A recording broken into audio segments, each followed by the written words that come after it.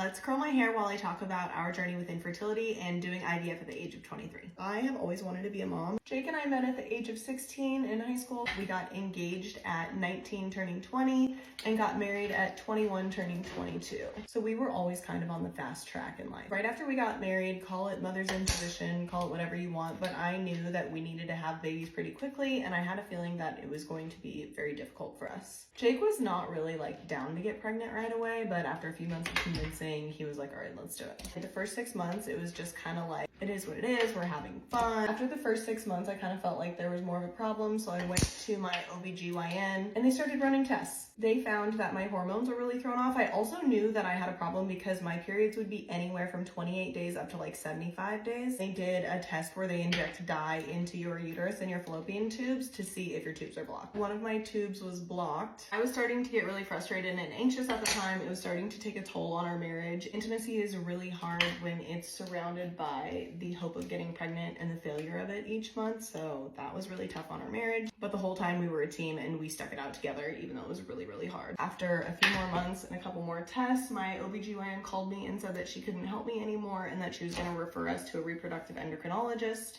And so we went to San Diego Fertility Center in San Diego. So I also did 2 rounds of Clomid right before that, and that stuff makes you crazy. Like, I was a hot hormonal mess. They said that on our own, we probably have a 0.01% chance of getting pregnant. With IUI, we had an 8% chance of getting pregnant, and with IVF, we had a 50-50 shot. The one thing that was great about all of this was my uterus. I had a thick, healthy lining, but what I didn't have was a long luteal phase. My luteal phase was like 11 days, which is the time in between ovulating and starting your period, when normally it's like 14, and those 3 extra days can really help implantation. We decided to do 1 round of IUI. It was significantly less expensive, and we were poor 22-year-olds. That our IUI failed, which was extremely depressing. Home crying, told Jake, and we decided right then and there that we were just gonna skip our next 2 IUIs and go straight to IVF. We didn't really know how we were gonna afford it, so we just decided to put it all on a credit card and pray that it would work.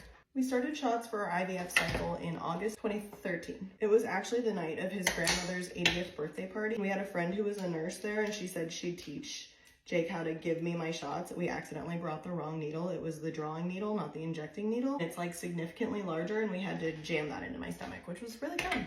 We were being monitored all the time with ultrasound. They could never find one of my ovaries. It was shocking because by the end of it all, they should have been each the size of a grapefruit. They told me the day of my retrieval, you need to do an abdominal surgery to like see what was going on in there. They ended up doing the surgery and found out that the reason why one of my tubes was blocked was because I never had an ovary there in the first place and I was born without it. We never would have known unless we went through this whole cycle. One ovary that I did have, we got 11 eggs. And over the next 5 days, they monitored them. At the end of it all, we had 5 viable embryos. We didn't do any genetic testing because that wasn't really a thing back then. Like, it was brand new, but we couldn't afford it. Like, we just did the very basic 1 round of IVF. We didn't know genders, we didn't know health statistics, we knew nothing. We viewed each embryo as a living, breathing baby of ours. We decided no matter how many we ended up with, we would give each one of them a shot at life. If we had 12, we were gonna use all 12 embryos. I am pretty much done with my hair, so I'm just gonna keep telling this story. The twins is a part 2. We had the 5 embryos. We decided to freeze 3 of them. We implanted 2 of them. So we didn't find out until we were together like 10 days later and we got the phone call that we were pregnant. We're over the moon excited. I knew that we were pregnant, but I was having a lot of pain. Our first numbers back, they were extremely high for hormones, so they thought maybe twins. Then the second round of blood draw that we did, they were still growing, but they kind of had slowed down. So what they think happened was that I maybe implanted both embryos, but lost one, and that's how we got Sawyer. My pregnancy with him was really easy up until the end. I think I went into preterm labor at 34 weeks, and I was able to keep him in until 38 weeks. What's really crazy to think about is that him and the twins were fertilized at the exact same time. So the doctors could have picked like one of the twins to be in that batch, and Sawyer could have been a twin with one of them.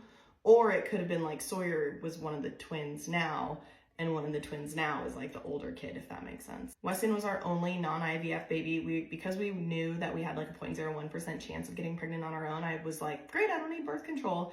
And right after Sawyer turned 1, we got pregnant with him. It was a shock because all I was waiting on to go back and do our second round of FET was my period, and it never came because I was pregnant. Emotionally, it was really, really hard for me. I was struggling with my faith at that time. God, why are you doing this? Why are we in this position? All of our friends were getting pregnant around us. Why couldn't we get pregnant? I just wanted to have a baby. Like, my strongest calling in life is to be a mom. Why couldn't I just have a baby? But it all worked out the way it was supposed to, because now we have 4 beautiful boys. I couldn't imagine it any other way, and we couldn't have had them in particular without IVF. And that is part 1 of the story. I will tell more about the twins pregnancy and the FET with them and like a crazy little thing that happened on the next one. Love you. Bye.